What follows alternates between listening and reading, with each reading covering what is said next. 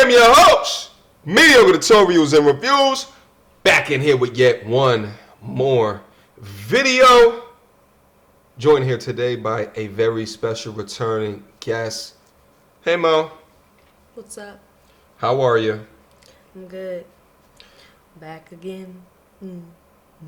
Back to have some fun. All right. Now listen. Shout out to my Patreon supporters, all of y'all.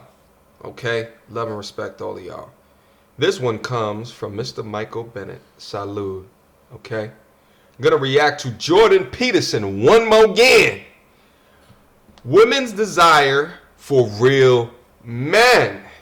Brought Mo up here. Are you familiar with Jordan Peterson? No. All right.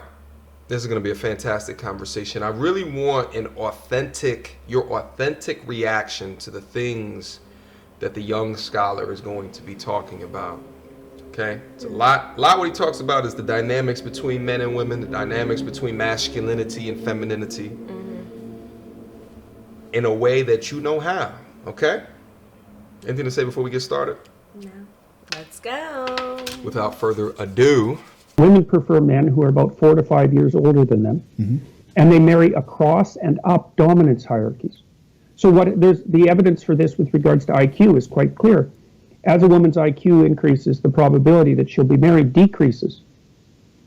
And the reason for that is that she's looking, you imagine a very accomplished woman. I've known many extremely accomplished women. Okay, so the women I'm talking about, and I've known, I would say, several dozen of them because of the work I do in consulting. Yeah. Most of the women I've known who are like this are lawyers, but many of them are businessmen or partners in consulting firms or professors for that matter. So these women are often, say they're about 29 to 30, something in that range. Hey? Yeah. They're very attractive. They're very well put together. They're very physically fit. They're extremely conscientious. They're very, very career focused and driven. And they're extraordinarily intelligent. Well, they intimidate every man who comes near them. I mean, I can imagine. And it isn't because they're acting in an intimidating manner, although they do. It's also because men tend to mate across and down dominance hierarchies. And there just aren't that many men who are attractive, 30, very career focused, very conscientious, very well put together physically, very intelligent, and earning a very high salary. Like the number of guys like that who are also unattached. Like there aren't any guys like that. All right, let's pause it. Mo, I saw you nodding over there. I know you reached over because you wanted to get some notes, but there's no pen over here, so you sort of jotting in your phone, just a couple of quick words. Any initial reaction off of what Jordan is saying? I agree. Okay. I do agree. And I also I agree. I agree with everything he said. I agree. I do believe that the better IQ will probably determine our education, and then we're least likely to get married because it's hard to find men on the same level or above if you so I do agree with what he's saying. And then there's more women in the world, right? Huh? There's more women in the world, right? No, there's about 50% each. I think that I agree with a lot of what he's saying. You know, I did a video not too long ago because I had a guest that came through and said on the day that she graduated with her master's degree, her grandmother said to her, "You smarted yourself out of a man." Oh yeah, probably said something similar. He said it's gonna be harder for me to find a man once I got my master's degree. Yeah. So he said that he comes from a little bit more of a traditional way of thinking. You know, there's a lot of information being pushed now that says that women should go out and accomplish just as much as men.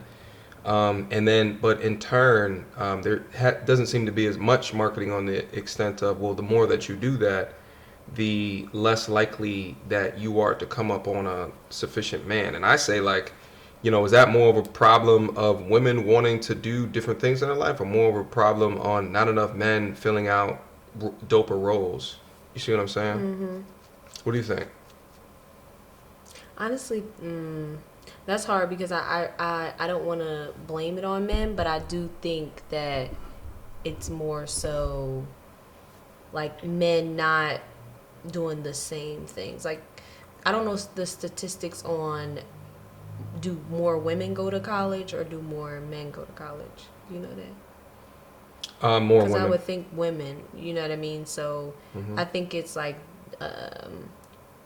women not finding that person that they believe should be on more so on that level. Okay. All right. Well, let's get back into what Jordan is saying, and we'll come back with it. Yeah, and I mean, So, and then, oh, sorry. you add one more dimension to that, which is that a 29 to 30-year-old woman, say, brings a problem to the table that a 23 to 25-year-old woman does not bring to the table, which is that she wants to have a child tomorrow, whereas a 25-year-old woman wants to have a child sometime in the next 5 years.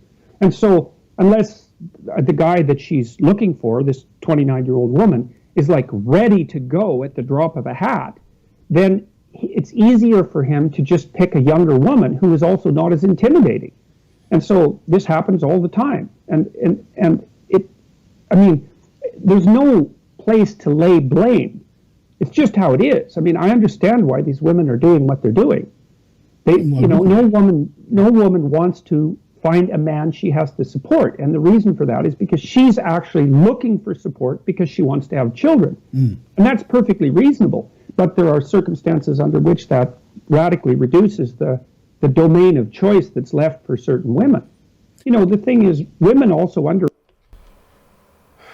So we're saying that it decreases the domain of choice that's left for certain women, and it seems like you agree with his initial assertions. Do you also agree with like the last minute or so when he was just speaking? Is there anything in there that you feel like is not true?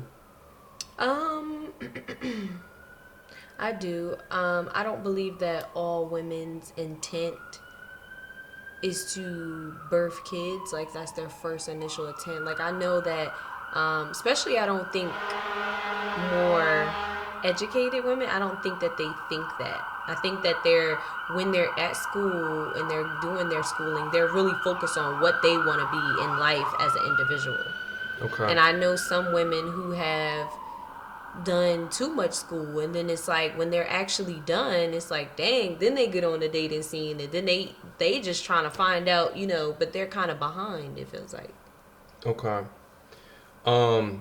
What about, so what he's saying is that women typically go for older men, and men typically go for younger women. And he's saying that for a man, there's less pressure on dating a mid-20s woman who, may want to have a child at some point, as opposed to a mid-30-year-old woman who may want to have a child yesterday. And then also, if she's mid-30s, she probably also has a lot higher expectations from a resource allocation perspective as well. Do you also agree with what he's saying is the reason why dudes? Because I mentioned to a couple of my mid-30 female friends about I just went on a date with someone and she's like 24 years old, and the look of disgust on their face, right? Like when I say something like that,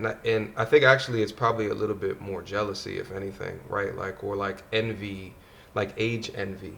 You know what I mean? And these mid-30-year-old women are super successful, but as well as super single. You see what I'm saying? Do you identify with what it is that I'm articulating, or?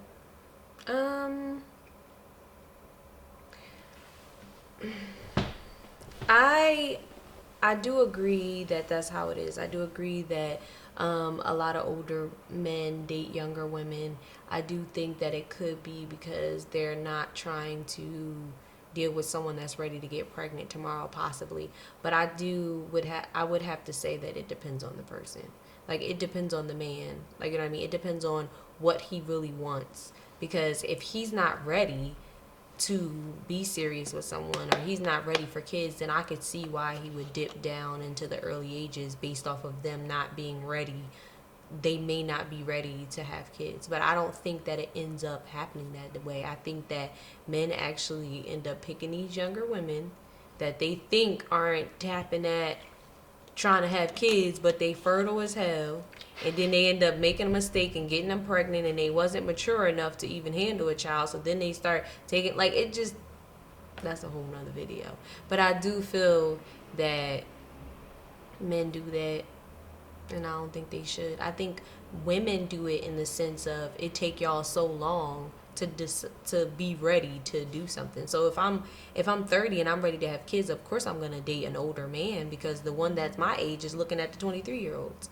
Now, as far as or just not looking to be serious. Yeah, or just not looking to be serious, so they actually, deal with those ages because they assume that, they don't have to get serious. But then they realize that they dealing with crazy young women that don't barely know themselves. So then they called you chaos anyway. So now you just wasted your time. I think, but the reason, I think you articulated that men should not do that. But I think, like, the thing is that we don't have a timetable for children necessarily. At least our timetable is not as stringent as what yours is. So, a dude who, it may be starting to slow down a little bit, that's getting into his 30s. And the thing is that if he focused on building his why, his meaning, his purpose. I'm just saying, here we go again, because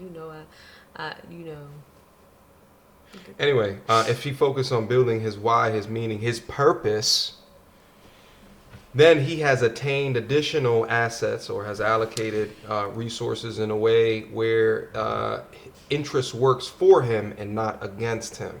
Okay, my financial literate people know what I'm talking about when I say that. Right, so then, he is that much more attractive to that person in the game because of where she's establishing him on the masculinity hierarchy, okay? For hypergamous women who dibble and dabble in marrying up or being in a relationship up or being provided for.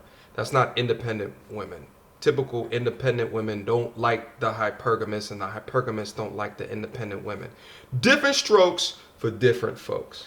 However, I feel like there's an assertion that men should not do that. And I think that it's only becoming and smart for dudes who are not considering a family, understand how expensive those things can be, if they wait to a little bit longer in life where they are more secure. Because chances are, if you waited, you have the opportunity to really come up. And not only that, but you understand yourself more.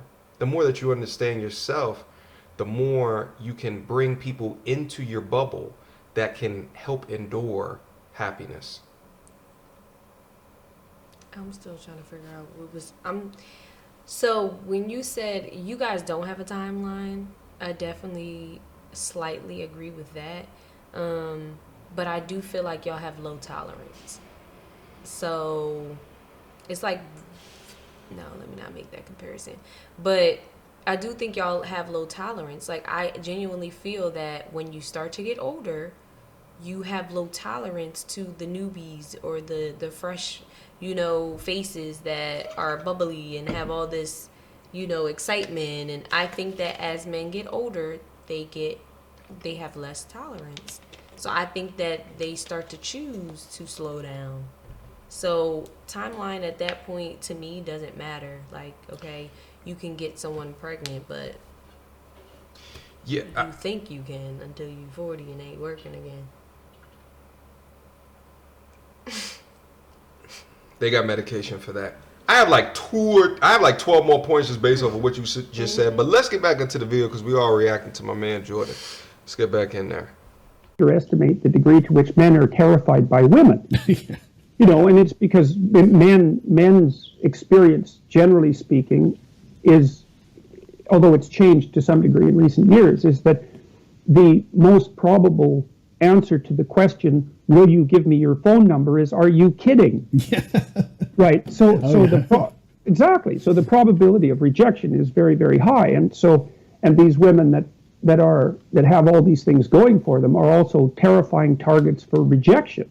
And men also assume that, well, they must be flooded with requests, and they don't even bother, And then the age thing also kicks in hard. And this is one of the things that makes women's lives particularly complicated, in my estimation, is that they have to solve all the complicated problems of life in the time from the age of 20 to the age of 35. And men just don't have to do that. So the pressure isn't there for men. And so as women move towards their 30s, the power relationship between men and women also starts to transform because, I mean, there's almost nothing less valued than a young man. But that starts to change as men move towards their 30s if they're successful. Whereas there's almost nothing more valued than a young woman. But that changes as women move towards their 30s. So these are biological facts that make the mating situation, let's say, extraordinarily complicated and also quite tragic and even catastrophic. But there's no easy solution on the horizon. It's not like anybody knows what to do about it. All right, just real quick, the video is about over, so I won't click back into it. He says something extremely profound, and I wanted to go back into it. He said there's nothing there's nothing less valuable than a young man in his early 20s. And there's nothing essentially more valuable than a young woman in her early 20s. He didn't say that specific point, but I'll add that point on. But then that starts to slowly shift as they go into their 30s. And so I just wanted to get your initial reaction off of that and see if you agree, disagree, or how you feel. No, I do agree. I think we did a previous video, something like this. But I do agree that you guys look better, or probably a lot of times more successful at your older age. So I do agree. It's harder for us, and we do have a gap that has pressure for us to have kids and be at a certain point in our life in between there. So, I mean, I agree with that. So it seems like it would behoove a young man who is at his least valuable time in his life, in his ascension into his king, right? His kingdom. He should focus on building up himself, and then in that sweet spot, right? In that sweet spot that he feels like, okay, now I have ascertained knowledge, now I have ascertained positive net worth, right? Like now I can really take the time to go out there and if I want to, if children is something in my future, if a legacy that's through offspring is in your future, you can then go out there at a more valuable time for yourself to really find a mate, perhaps. No, I agree. I think everybody should focus on themselves and their purpose when they're trying to evolve. I mean, I agree with that. All right, so listen, so a lot of fantastic points made throughout this video. It sounds as if you agree more than disagree. So final question, is Jordan Peterson someone that you would actually watch additional content on to get perspectives on? Yeah, I would. Okay, so then for me, I'm giving 2 thumbs up for the JP video, which is 2 thumbs up, 4 thumbs up. That's our reaction and that's our review. Mo! Thank you so much for coming through today and sharing your perspective. I think that it's very apropos to bring in those of the opposite sex to talk about these different issues. So I appreciate it. Questions, comments, concerns? Y'all already know what to do. Mediocre tutorials and reviews at gmail.com. Relax, giggles, okay? Patreon.com/MTNR. Feel free to go up there and see what else content is in store. Until next time, YouTube, pardon the masculinity. Peace!